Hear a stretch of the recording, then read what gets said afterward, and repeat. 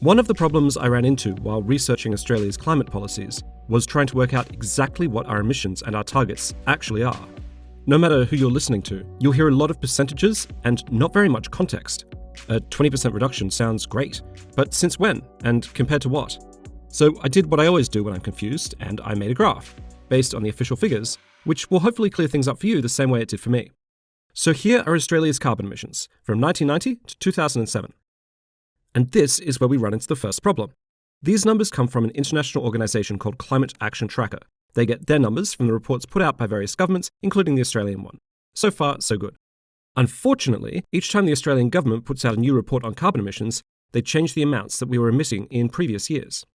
So these are the most recent numbers on the Australian government website, and these are the ones that the government submitted to the UN in 2015.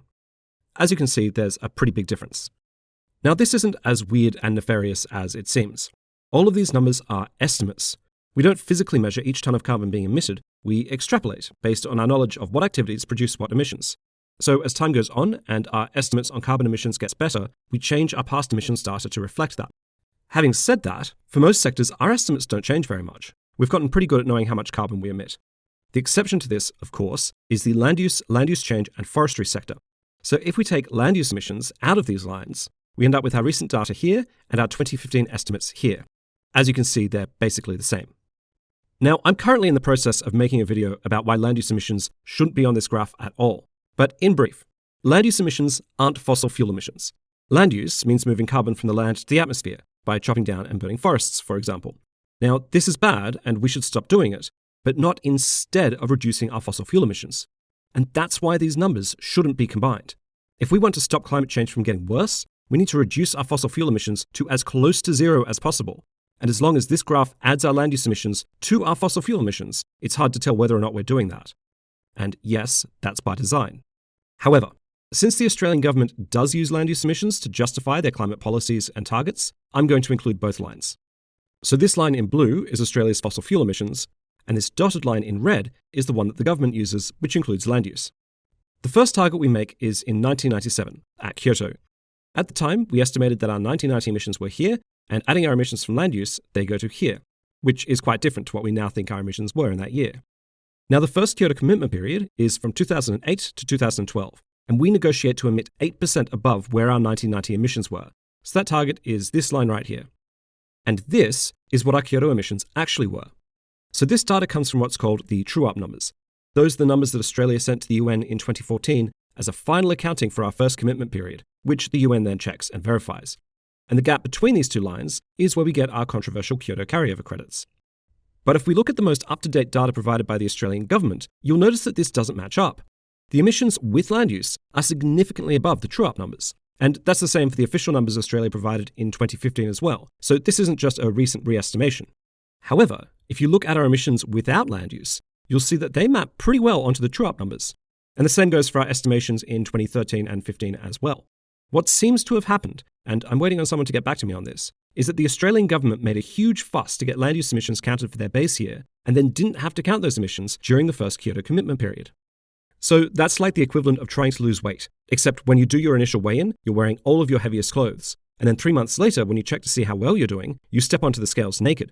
I mean, sure, you might be lighter, but you're not weighing the same things.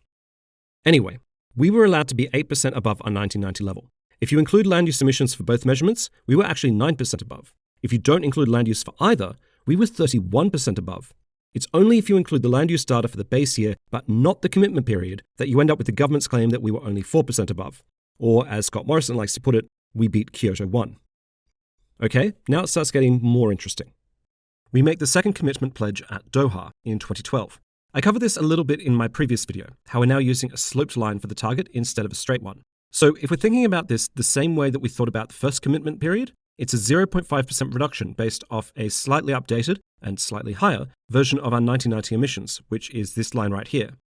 But instead, we're starting from the amount that we were allowed to emit in 2010 and drawing a straight line down to this point over here. So we're calling the end of this line a 5% reduction, although we've changed the base year again. So that's 5% below our emissions in 2000, not 1990. I don't precisely know what the number is for the end of this line, by the way, because I couldn't find an official source for which estimate we're using. I'm basing my figures off our emissions report from 2015, but if you find the actual numbers somewhere, Please let me know in the comments. So that's our official second commitment target.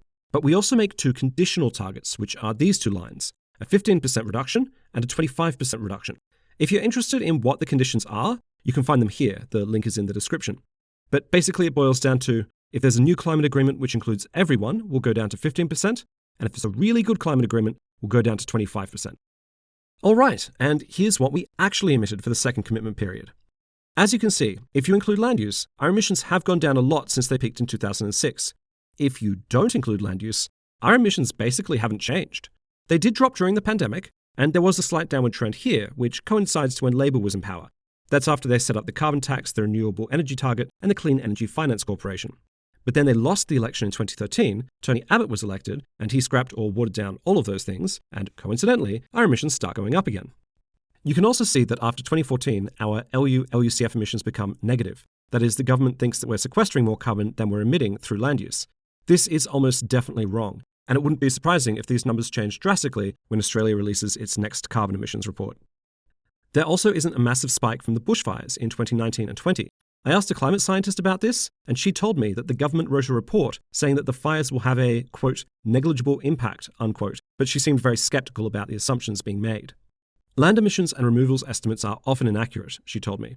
With the changing climate, gains in vegetation growth after a fire can be lost in droughts, floods, more fires in the same area, and other natural disasters, which we know will be more frequent and widespread. It all seems very precarious. So discounting the fires, our carbon emissions do stay below the 0.5% line for the second commitment period, and also below the 5% sloped line, although only if you include land use.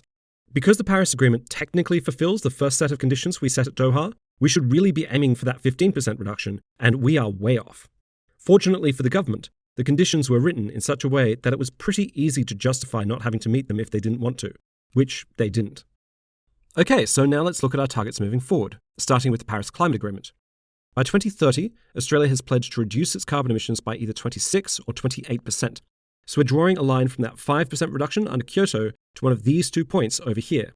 Again, I'm not 100% certain where these points actually are. It's hard to identify which estimates the government is using.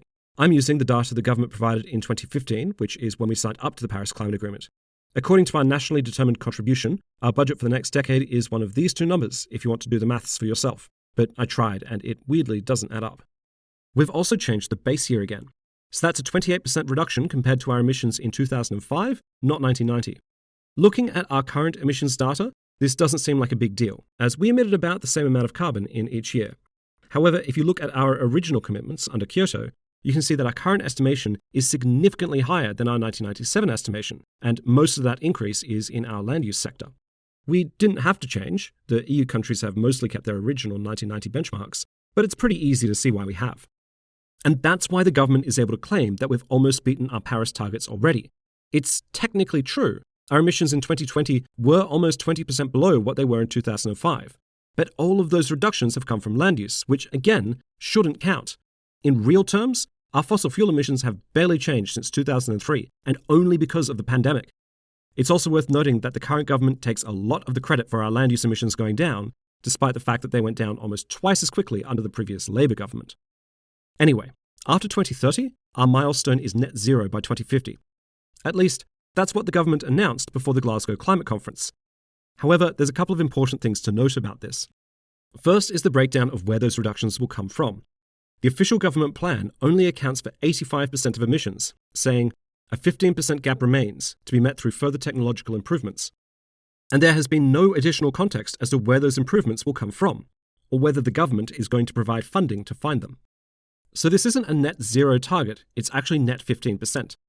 And on top of that, the government report also includes around 25% of offsets in the form of land use, international emissions trading schemes, and bioenergy carbon capture and storage. So if you're counting the actual emissions instead of net emissions, our 2050 target is this point right here. By the way, if you want to know why the entire concept of net emissions is a scam, Our Changing Climate has an excellent video on that. The link is in the description. And finally, this is a single target and not a smooth reduction over time. The Prime Minister made clear during the announcement that many of the technologies he was relying on required long rollout times. So according to him, our actual emissions might look something like this, which is only slightly better than taking no action at all. Now, these aren't the only climate graphs you'll see being announced or reported on. I've also seen government ministers and journalists presenting emissions relative to population, or to GDP. To my mind, that's another form of obfuscation. Climate change is the result of the total amount of carbon emissions we put into the atmosphere. It doesn't care how much money we're making or how many people there are while we do it. So any graph you see which isn't some version of this one isn't telling the whole story. If you compare our emissions today to where we were in 1990, without including land use, we're about 20% higher. And when you compare that to the actual reductions made by countries like the UK, Germany, Spain, France, etc., you can see how poorly we're really doing, especially considering Australia's renewable resources. At time of recording, we're only a few months away from a new election, during which climate change will, hopefully, play a central part. So when the time comes, if you hear a politician claiming that Australia is meeting and beating its emissions targets, just remember how unimpressive that claim really is. And then please, vote for someone else.